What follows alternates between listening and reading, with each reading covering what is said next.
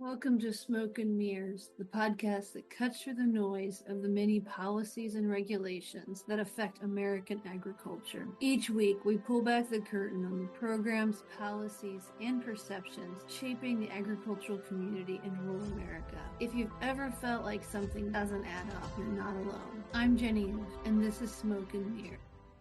Welcome to Smoke and Mirrors, the podcast where we make sense of agricultural policy. I'm Jenny Ifft. I teach agricultural policy at Kansas State University. Today, I am excited to have Jonathan Coppess with me, who is the Gardner Chair and a professor in the Department of Agricultural and Consumer Economics at the University of Illinois at Urbana-Champaign. We got to shorten some of these titles. Seriously. Jonathan, thanks for coming. This is sort of the beginning of my series on conservation and agricultural policy. And you wrote the book on this. I want to kind of take a look, before I start this, kind of figure out how we got here. Your book is Between Soil and Society. You want to talk about your motivation for writing the book, why you did it? Yeah, what's wrong with me? So this is the second one I put together. You think I would have learned from the first one. The first one was Fault Lines of Farm Policy. And so both of them trace the history, the sort of legislative history and how these policies develop. The second was supposed to be easier because I was like, well, I've gone over this basic because they have a similar timeline. But one of the things that kept jumping out at me is the very significant difference with conservation policy as compared to the farm support policy. So, just in the sheer number of times Congress even wrote legislation for commodities versus conservation was striking. And so I thought, I would try to explore that. And so it ends up getting into a little bit more than I had expected, because then you have to kind of explore what's going on in Congress. And so then I get into a couple chapters just talking about some of the theoretical design issues with Congress and where we find problems with, how different groups are able to manipulate or have a little too much say and control over policy development in the legislative arena. So there's a lot in there that, again, it probably very specialized. Labor of love. Interests. Yeah, definitely labor of love or lack of sanity. But the core of it is built around, okay, how did we get from really the Dust Bowl and the New Depression of the 90s to where we're at today with, this suite of programs from the Conservation Reserve Program to the Working Lands Environmental Quality Incentives and Conservation Stewardship Program. Like, how did this whole thing come about? And like I said, as you go through the history, it jumps out time and again how little of a priority conservation really has been throughout this history. And so before we get into the details, I think I'd like you to speak to, for my listeners, why is it important to understand how we got here? Did I spring that one on you? No, it's a good question. It's a great philosophical question with very practical implications, right? And it goes to if you don't learn your history, you're doomed to repeat it kind of concept. So a lot of it is, look, how did we get to this point where we're at with policy today? And I think, in my opinion, a policy situation that's very broken, is very challenged and very stuck. So understanding how we got to that point is critical, drawing lessons from it, seeing sort of the twists and turns around the politics and how the policy responds, or what goes on in the countryside and how the policy responds. So I think you see that, right? And then there's just some very practical things like the Dust Bowl. We don't ever want to see that again, and what does it mean that we had that at that point in time? How did we get there? How did we respond to it? And, what lessons do we draw? Particularly as we look at challenges facing agriculture today, whether it's changing climate, whether it's water resources that are dwindling, right? One of the things that we did not have in the Dust Bowl was center pivot irrigation to make those green circles in a dry region. And so that, I think, are some of the things that at least I'm interested in trying to understand and look at. Right. And then you're always looking for ideas. Like what, we want to, what's something we should have tried then or could try now or did try then and maybe could try again. Those sort of. I remember in one of the recent presidential primaries, there was a candidate that I think probably one of their staffers found this cool idea of supply management and wrote a proposal for it. And as an economist, I'm like, oh, really? Are we going to do this again? But, I think. Yeah. We need to tell the story so we can share what we learned. Yeah, that's a great example of if you don't dig into and understand where that policy really had problems and fell apart, then there's a particularly when you look back in the New Deal, right? There's a lot of sort of built up, I don't want to say mythology, but there's a lot, right? Like that era, that attempt by Roosevelt during that time is really a unique stretch in American history. And so while we want to celebrate what they did, we also have to understand, particularly with something like a parity system, it really went wrong in a hurry and in many, many painful, difficult ways. It took decades to get out of it, too. Yeah, pretty much 20 years, 2 decades after World War II. And that was, there's a lot of mistakes and challenges even leading up to it. So it largely operated for 40 years as a system before the 1973 Farm Bill basically set it aside. So conservation.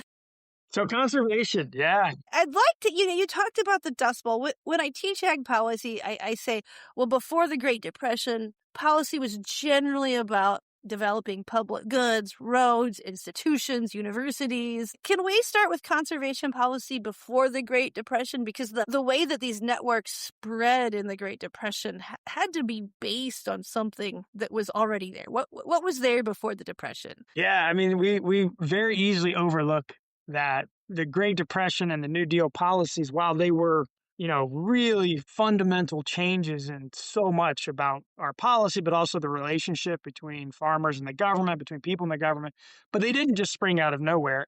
With conservation and the Dust Bowl in particular, it's really fascinating because what we had in place on a conservation basis before the 1935 Act was a lot of research and efforts to do soil surveys and understand erosion and better document erosion.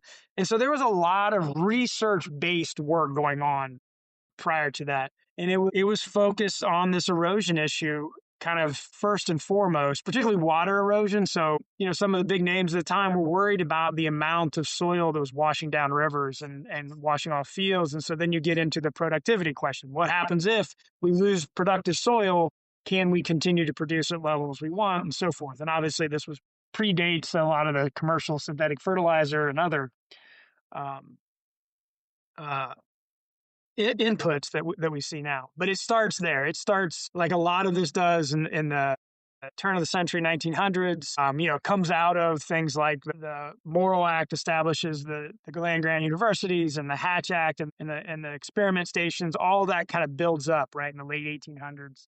And then early 1900s, we start to see some real focus on soil erosion. And was this like in the good or the ideal extension land grant system? Was this coming from producers were experiencing this, researchers were interacting with them? Was it really a part of that whole system? Demonstrating practices that could control erosion and, a lot of in kind of maybe a nerdy way, some of the things always fascinated me were even the early battles between concepts of conservation. So an engineering mindset says we're going to go in and build these control structures versus the more natural group who was like, no, we should use plants to do these things. So trees and even cover crops, right? Like a lot of those things were debated even then, what was the most effective conservation policy. So you'd have researchers working on it, you'd have demonstration plots, you'd have farmers coming out with field days and looking for practices that they could apply on their field. All right. Okay. So now we switch gears to the Dust Bowl. I mean, the policy response started with a lot of production controls, is my understanding. How did this work with the conservation efforts? Well, bear with me because we got to jump through one more historical coup before we get to the Dust Bowl and the Depression. Because the big question is, how in the world did we end up with a Dust Bowl that was of the proportions that we had? And it really is. And while I'm happy to promote my book, there are some great books out there by Doug Hurt and by Tim Egan's Worst Hard Time is an amazing book. Ken Burns' documentary on the Dust Bowl, phenomenal. And they give a lot of this really great background, right? And you can kind of trace it to like three things, which are really fascinating. One is the World War I. We're pushing people to plant wheat for the war.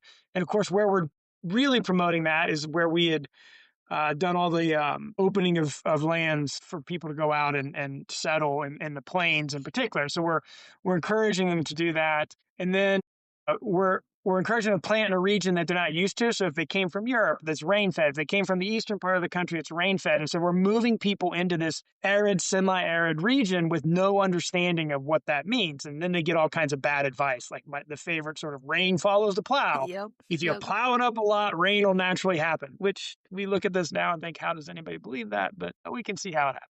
And then there's almost a trick of nature. For the 1920s, most of the 1920s, there is plentiful rainfall in that region of the Western Plains. It's almost like nature is just baiting us into what happens in the Dust Bowl, because then early 30s, rain turns off and we hit this massive drought over many, many years. And so now you've got these problems compounding, right? We put people out there, we don't have the right practices. They're trying to grow wheat in the dry dirt, and we've plowed it up and mulched it up, so it's very vulnerable to wind erosion. Now we go into a drought, high winds on the high plains and so forth. So that's sort of how we get to that point. Yep. Then you throw the Great Depression, 1929 stock market crash, and then farmers had been hurting for a decade. Now they're just hammered, right? And so people are abandoning land, and they can't afford to do anything on it, and they're losing it to bankruptcies and so forth. So it's just this compounding set of problems. And then, right, it all sort of hits, and the dust begins blowing out of the plains, concentrated areas within the southern plains. But I mean, it hits Chicago, New York, DC. Famous stories about Washington, D.C., including when Hugh Hammond Bennett's testifying to the Senate and, kind of takes his time to get him before the skies go dark over D.C. And he says something like, gentlemen, there goes Oklahoma, right? There's that dust storm coming from Oklahoma, which is telling policymakers that these problems are not just a problem in the plains. They're really delaying flights across the country. And so it really hit home. And then Congress takes its first kind of half step in 1935 when they create the Soil Erosion Service and the Soil Erosion Act, trying to divert more funds into demonstration projects. So did they create what we know is today as the NRCS? Or, I mean, it was called something different, right? But could you kind of go through the institutions that were created? Yeah, the Soil Erosion Service. There was the Soil Service in the Department of Interior. And so one of the things the 35 Act does is move it to USDA, focus it into the agricultural setting. And so the precursor to today's Natural Resource Conservation Service is the Soil Erosion Service. And Hugh Hammond Bennett is sort of the godfather of that effort and that agency, and all the bureaucratic fighting that went on to move it around and get it into USDA. And so that really gets started in 1935, but there's very little, right? They move existing funds from some other account, and it moves the Erosion Service, Soil Conservation Service, they rename it Soil Conservation Service, so SCS in USDA. But that kind of kicks it off. And then the next sort of thing is the Supreme Court in 1936 rules that the Agricultural Adjustment Act of 1933 is unconstitutional. So it strikes it down, blows up the whole system. They're still in a depression, and there's a dust bowl still going on. And so that's when Congress says, well, wait a minute.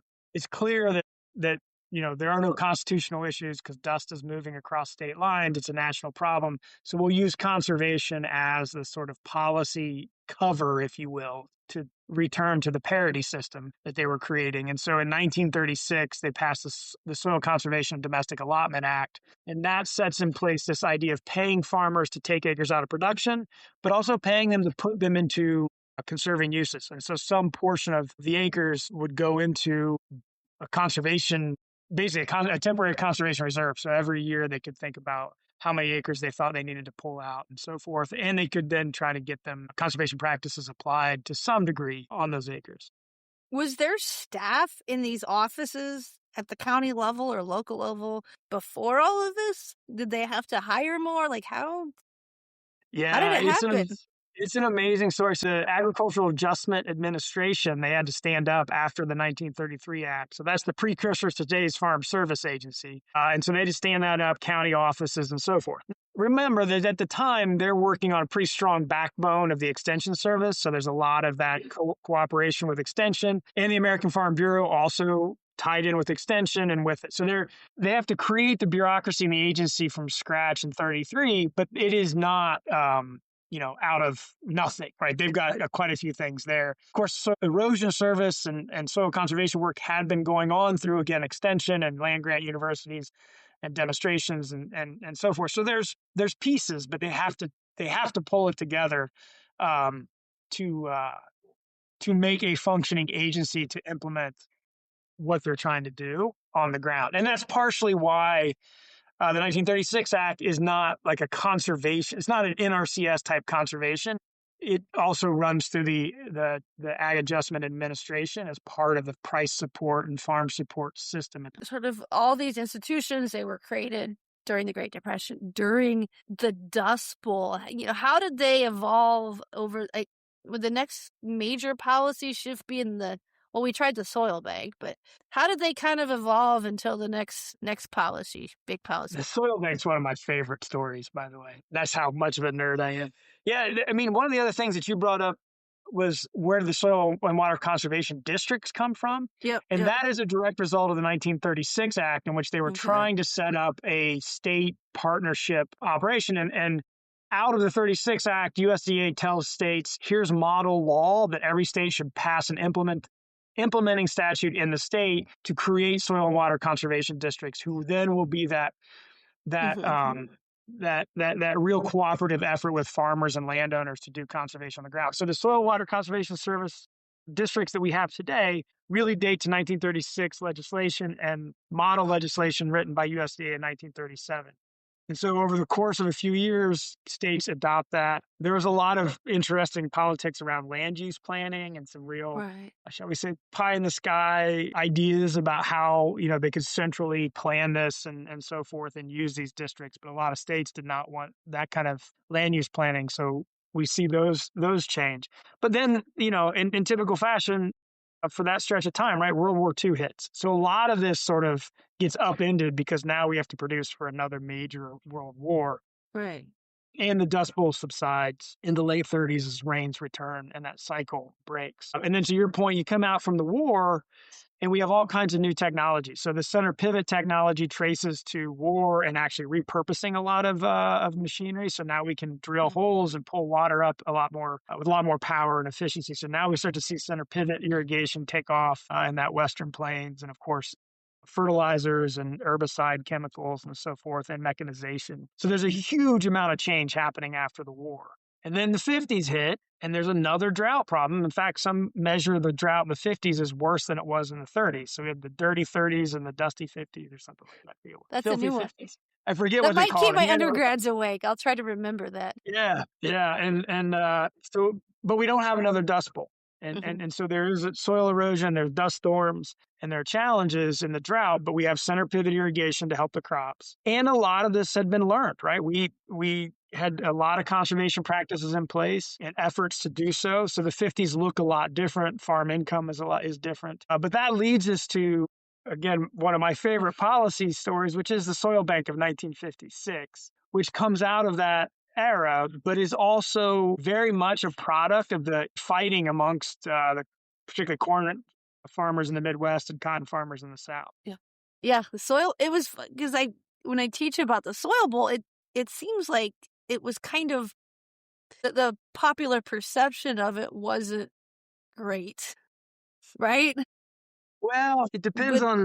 It got a lot of marginal land out of production, and it kind of helped people transition out of the sort of more marginal situations, is my understanding. So it's very short-lived. Mm-hmm. So I gotta put this in. So in 1953, farmers in Illinois proposed this idea of a soil bank.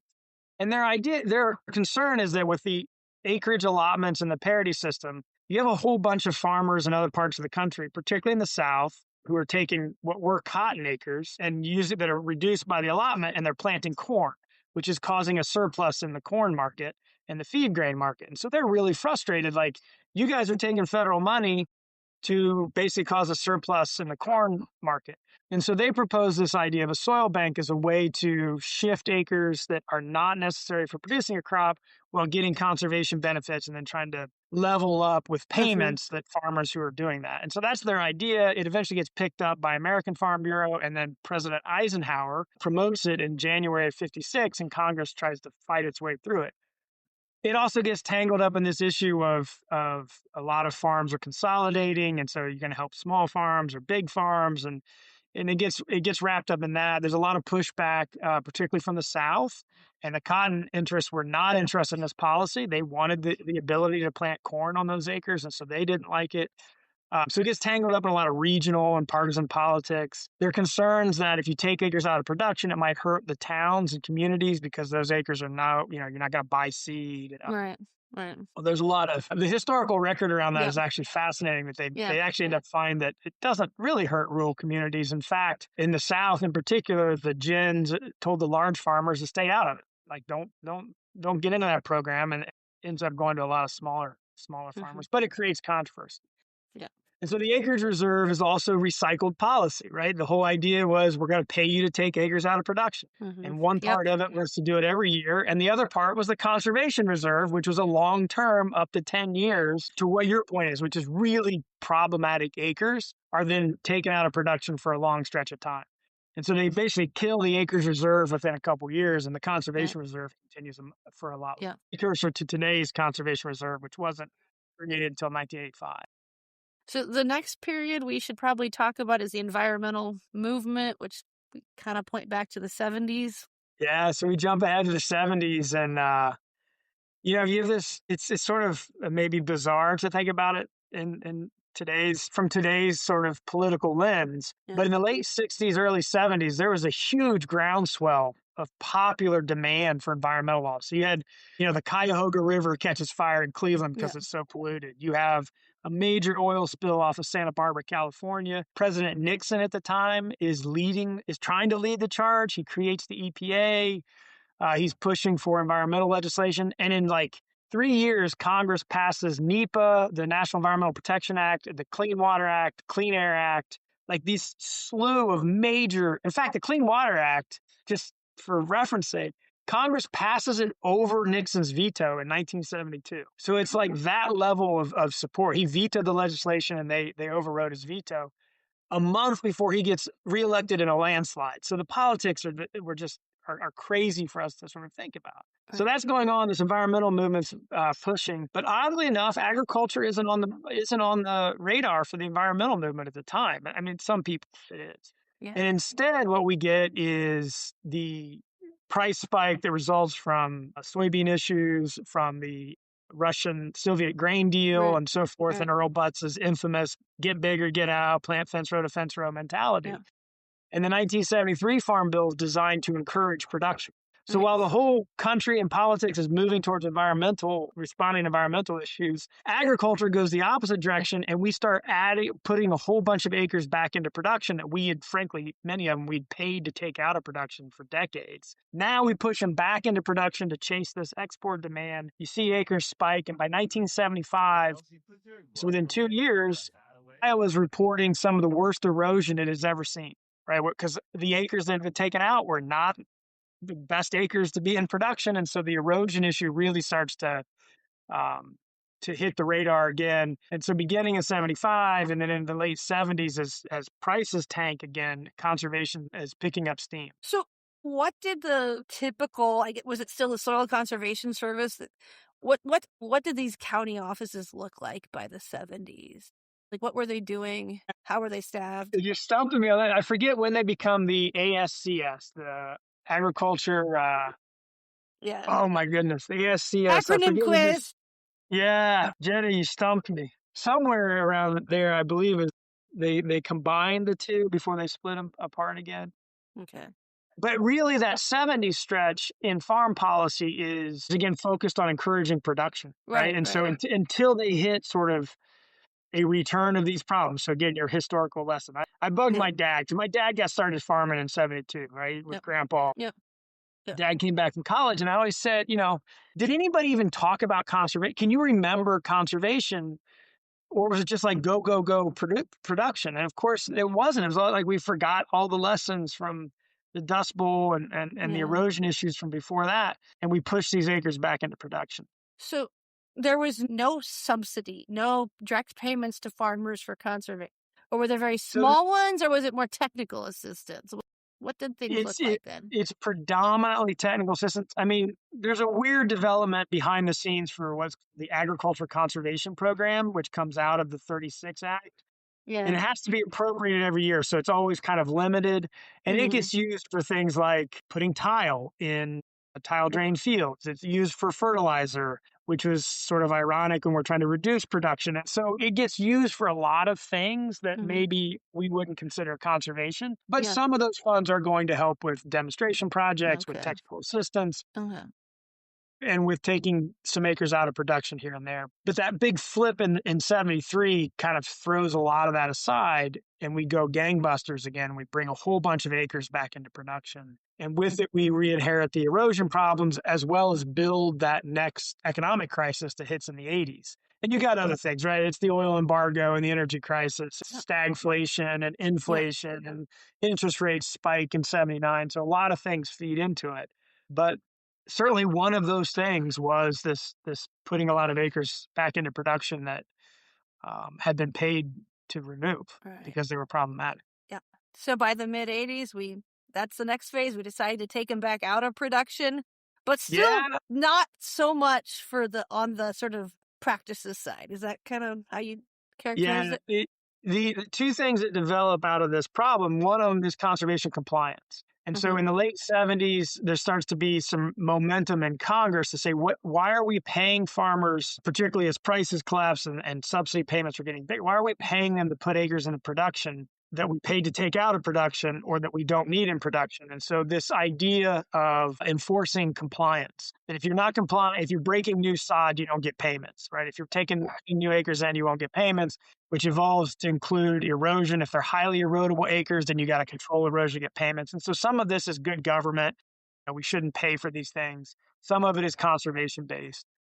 And that picks up speed. But yeah, that all comes to a critical point in 1985. So the Food Security Act of 1985 is when Congress first puts in conservation compliance for both highly erodible land and sod and native sod or unbroken land and wetlands. So that's all in the 85 Act. And at the depth of the economic crisis in the 80s, we get the Conservation Reserve Program. So the modern Conservation Reserve Program traces to 85, so now 40 years. And to your point, this idea, highly erodible, environmentally problematic acres, let's put it in a 10-year contract and put it under conservation for 10 years, which also has supply control components, right? We were in a low price economic crisis, so let's reduce the acreage footprint, but let's do it for conservation purposes. And I suppose since we have time, we should note that with the Conservation Reserve Program, there were some policy innovations, because you had producers had to bid to get in, and there's this environmental benefit index. So trying to get the most bang for your buck in conservation policies. Yeah, it's absolutely more geared towards the environmental benefit concept than the 1956 Conservation Reserve, which was somewhat, but not to the extent where we're exactly what you said. Producers competing, landowners competing, and we're measuring what are the benefits for that. And it was a big program. I mean, it's initially authorized at 45 million, up to 45 million acres. Yeah. Now, it never gets that high, but it's a pretty big acreage footprint. And we're going to pay an annual rental payment on it and really focus in on those acres that are right. So CRP grows rapidly for a decade, and then you get to the mid 90s, and that's when working lands really becomes a big thing. So the Environmental Quality Incentives Program traces to the 1996 Farm Bill. But again, it didn't just come out of nowhere. There have been a lot of these, actually consolidated a lot of these smaller programs, like a Great Plains Conservation Program, a Water Quality Incentives Program, and things like that, that Congress had kind of set up and were smaller. But in 96, a great chairman from Kansas, Mr. Pat Roberts, right? He's leading the senator, the only person to be chair in the House Ag Committee and the Senate Ag Committee, Senator Roberts, then Chairman Roberts from Kansas in the House, is leading that effort to roll those together. And now you're looking at, again, the environmental challenges, particularly around livestock operations. So how can we provide initially this cost share concept? How do we help reduce the costs of compliance with environmental regulations and livestock operations and other working lands, working farm challenges where we can offset some of that cost? So that begins in 96. Yeah. And so, EQIP, working lands, pays directly for usually a single practice or something. Yeah, but individual practice, individual farm. Practices. Did it start out kind of small and then get more money was added over time, or did it kind of start off pretty big? I'd say it's I mean, relatively speaking, it was small. It was big when he rolls them together. They are a bigger combined program than the individual. Mhm. Those are really small programs. Yeah. But the funding for EQIP doesn't really pick up to its current level. I would still argue it's quite small for the demand and the need. Yeah, I absolutely. mean, particularly given the backlogs that we see with EQIP. But the 2002 Farm Bill put a lot of money into EQIP, also Okay. created what was then the Conservation Security Program, which is now the Conservation Stewardship Yeah. Program. Yeah. So a real push to boost conservation in the 2002 Farm Bill. Right. So both programs they have grown. They grew this. I mean the July Act, OB3, whatever you want to call it, increased the permanent baseline, right? So these are pretty entrenched now, popular, oversubscribed. Is that the accurate characterization? Yeah, although I would caveat that they've all grown. Right? CRP, for Mm-hmm. example, grows 85, 90 acres are reduced to 96, increased Mm-hmm. in 2002, and then reduced again in 2014. So you see the acreage cap on, and Yep. this actually is a note of one of, I think, the interesting policy issues around conservation. There are no caps on crop insurance or on Title I subsidies, but we cap conservation. So that only so many acres can enroll in Okay. CRP. There's a Yeah. fixed amount of money every year for EQIP. Yep. CSP is the other sort of counterpoint because Mm-hmm. it's initially designed as an open-ended direct payment style program, which could have had an acreage footprint the size of agriculture, Yep. technically. Yeah. But there's an effort led by Senator Thad Cochran from Mississippi in the Senate to cut it down and cap it. And so it gets capped at about 2005, which creates all kinds of problems in operation. Before they'd done a single sign up, they were like, oh, it's going to cost too much, so we cap it. And they used some of that money to pay for ad hoc assistance, which was very controversial. Then the Yeah. 2008 Farm Bill, Senator Harkin from Iowa works to create an increasing acreage for CSP. So the version of CSP in the 2008 Farm Bill is supposed to add about 12 million acres every year.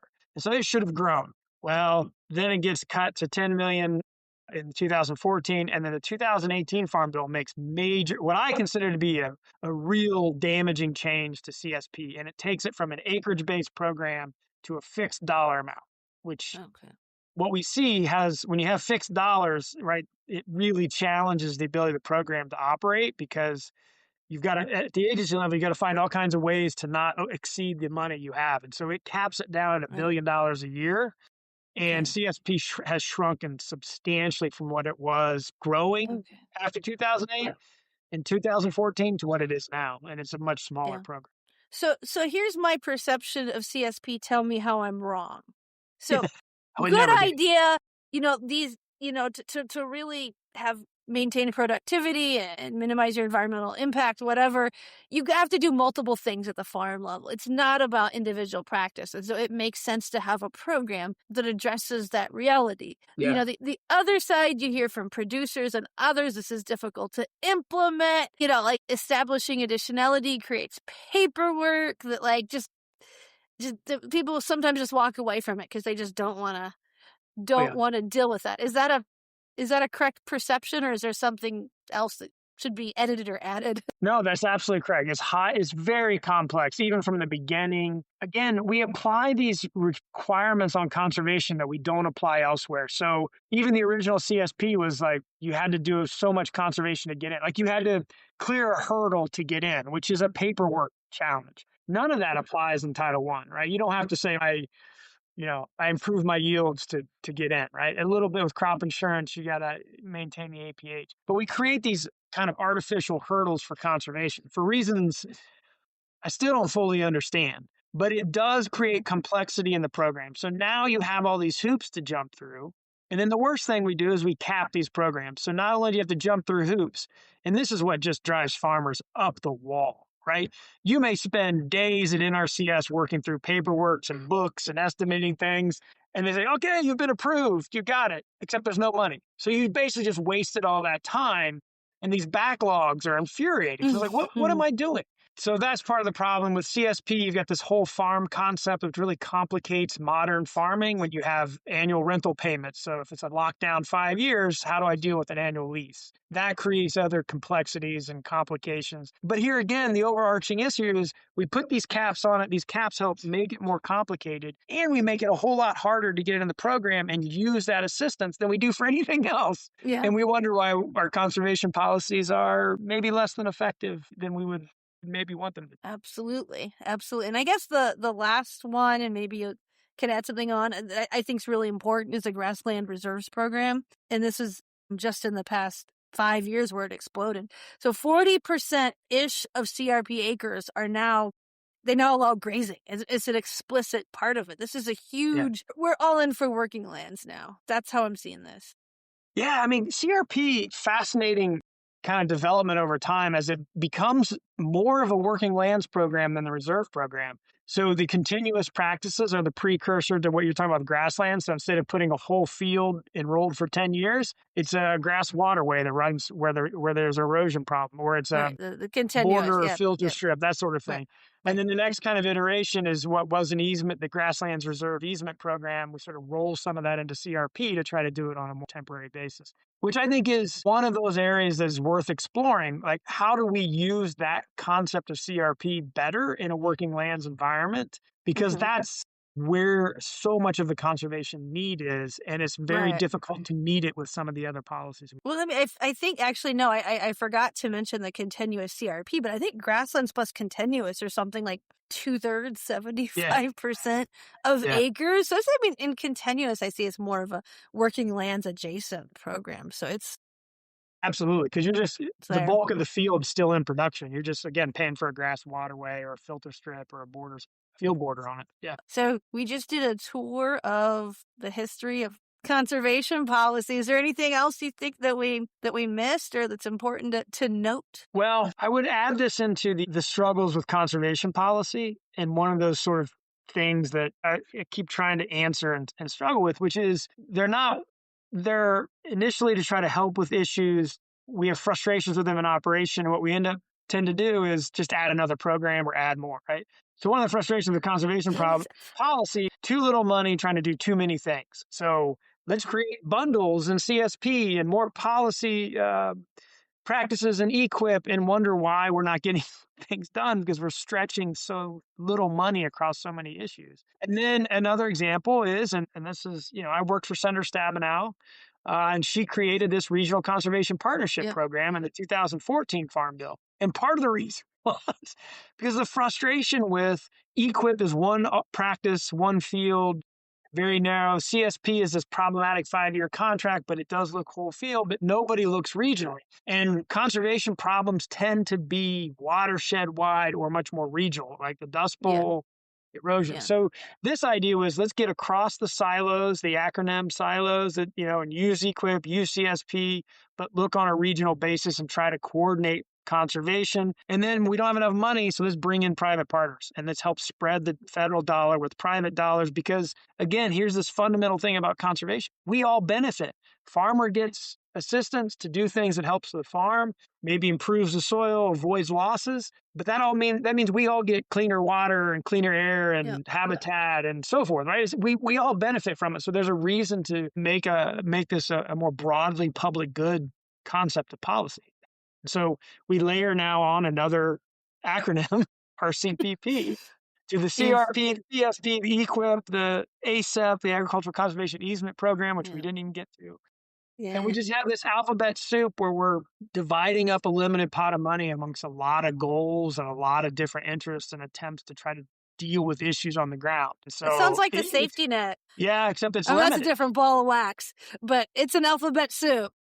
But again, it gets to this problem. Like, here we have 3 agencies serving largely the same group of farmers. So if you're a farmer, you got to go to FSA for a subsidy payment, NRCS for a long paperwork challenged effort on conservation, and you're dealing with RMA and crop insurance agents when you get crop insurance. And, it's an odd arrangement. Much of it is historic, right? Like much of it just is this how it developed over time, and it's real hard to make changes.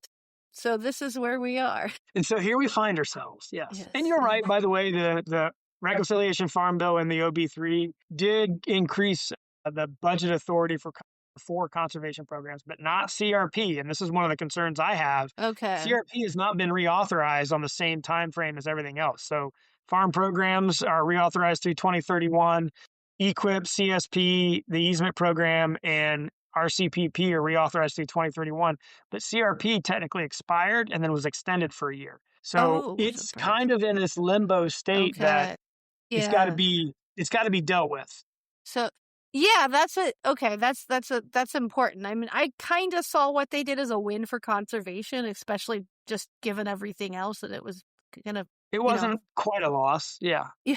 So if you take that as a win, given how bad, frankly, the policy was in the Reconciliation Farm Bill across the board for farmers, not to mention all the low-income people trying to put food on the table. Conservation gets some additional funding, but you basically took the IRA, the Inflation Reduction Act, which boosted conservation by $18 billion in the near term, and you just boost it really slowly over a very long time. So someday, eventually, there'll be more money for conservation than Yep. there would have been. You just got to Yep. wait, which is kind of the theme of conservation policy. You got to. So you look back on this long history. Let's try to land the ship here. You look back on this Boy, long history. What's one thing, given this sort of long view, one thing that makes you optimistic? And let's start with pessimistic and let's end with optimistic. How about that? Can you pick one? I don't know. that makes me pessimistic. Yeah. I mean, I think the direction we're in under the entire umbrella of farm policy, from over-insuring high-risk areas to over-subsidizing certain crops, certain base acres, not even crops, to a lack of investment in conservation and an overcomplicated conservation system. So that gives me a lot of concern, really highlighted by CRP, that we have the Yeah. potential for something bad to happen with tens of millions of acres that have been pulled out of production for a long time, given where our markets and export problems and the tariff issues and all of that. This isn't a good time to roll the dice on CRP and acres. So that gives me a lot of concern that the policies could sort of backfire a lot on farmers in ways that we should know better by now. Again, Yeah. back to your first question about history. So that's where my pessimism is, that I think we're headed in a wrong direction. My optimism comes from, maybe backhanded, but like, you hit a certain point of problems and absurdity, there's a break, right? There has to be a change. And so I think we're kind of either reaching that or soon going over that cliff where we just can't keep doing what we're doing, and we have to get better policy. And I also think there's a lot of optimism in the demand we see for conservation. Yeah. The blogs are a pain in the backside for farmers, but it's a show of real political demand, real political interest for this assistance for these policies. And I do think that as the consumer population becomes more and more disconnected from farmers and farming and has less of an idea, but gets all this information about how water has nutrients and manure, and it's like, this is the bridge policy. This is the way for farmers to say, yeah, I'm getting assistance, but what this is helping me do is not only keeping me in farming, but is making sure the waters stay clean. Like, that's a winning message politically, because it's a public facing, it's not just me, it's a public facing kind of policy concept. So I have optimism that the needs are there and that we have demand, and that we may be reaching a point, with bridge payments and all this other ad hoc stuff, that clearly what we're doing is not working. And so at some point, there's a self-correction, and hopefully we can get that Right. meaningful and effective. And I think that wraps up well. One of the motivations for the series that I'm doing is just that there's a very broad variety of perspectives on concept, and coming from all different angles and using different words, but it's really broad based. I think that's absolutely a reason for optimism. Now, if we switch gears, there's always two questions I ask of my speakers. They are optional. First of all, is there something about what you do that you feel like people don't understand that you would like them to know? Or you want to pass on that one? As a researcher, as somebody in the land grant system, as a lawyer, former, you worked in government before, you got all kinds of angles. I really wish we learned from history better. I have been, and this is not like self-promoting, but to dig into history, and like, it is amazing to see things repeat themselves or recycle over and over. So I really wish, not that what I do necessarily, but that we as a society did a better job of understanding our history and learning from it. All right. Here's the last one. You are in charge for a day and you get to change one thing in agricultural policy. What do you do?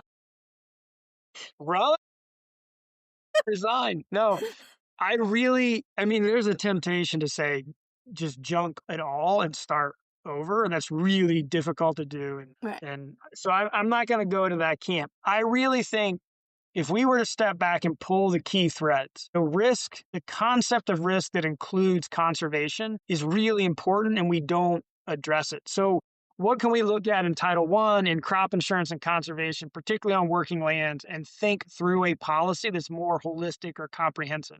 That says, look, farmers face a lot of risks out there. And it isn't just price risk. It isn't just market risk. It isn't just yield risk. And sometimes dealing with conservation is going to help you manage yield risk better. And farmers need this flexibility to innovate, to adapt to the things that change on the ground and in the markets. And so, we've got a lot of money in these baselines that could all be repurposed to what I would like to see as a more comprehensive concept, and one that helps farmers sort of work through these things rather than throws money at too much to too few, and creates too many of these other problems. And I think there's some history that we can learn from, right? Yeah. The loan system, not a parity system, but the loan system is an important thing for farmers. Operating cash up front. I would love to see us think through ideas around using some sort of loan concept with a conservation focus, so that I could borrow, if I'm a farmer, I could borrow in advance on the acreage that I need money for cover crop seed. And then you would repay. The key is that repayment. How do you calculate that repayment to say, you know what, we thought you were going to have a better market, so now we're going to discount that repayment because the market wasn't there the same way. And so you still did the practice, you still put the effort into it, and this is what your repayment looks like. So I think there's a lot of those kind of nuts and bolts throughout the policy that we can actually put together in a more effective and meaningful way. Let's work on that and not create new acronyms. How's that for a goal? Yeah, so we need to pay. We're just going to use an old acronym. I don't care. Soil Bank. Soil Bank 2.0. Let's go to Soil Bank 2.0. That would be the greatest idea. There you go. All right. Well, thank you so much for joining me. Thanks for your time. Really appreciate it. Yeah, it's great to talk to you. Thanks for having me. Thanks for joining us on this episode of Smoke and Mirrors. If today made you think or see things a little differently, share it with someone who appreciates cutting through the noise. Don't forget to subscribe, rate, and leave a review wherever you get your podcasts. Thanks for spending part of the day with us. Until next time, keep asking what matters.